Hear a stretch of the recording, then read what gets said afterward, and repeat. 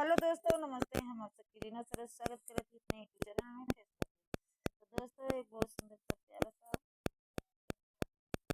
नन्हा दोपहर का चुटकुला गीत लेके आए हैं। कैसा लगा कमेंट करके जरूर बताइए।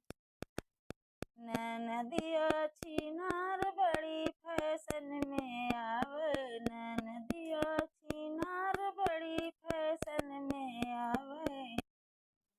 पेड़ भी लियावे ननदी छेना भी लियावे, पेड़ भी लियावे ननदी छेना भी लियावे। लुवैया भातार सथवा लेके आवई, नदिया छिनार बड़ी फैशन में आवे, नदिया छिनार बड़ी फैशन में आवे।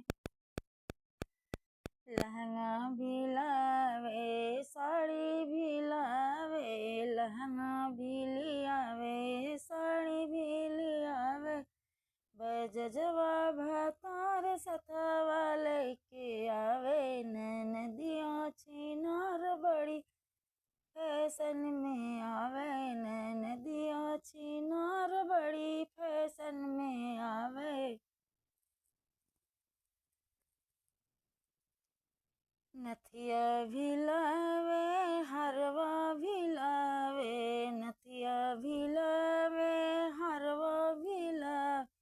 सोनरवा भातार सथवा लेके आवे, सोनरा भातार सथवा लेके आवे। नदिया छिनार बड़ी फैशन में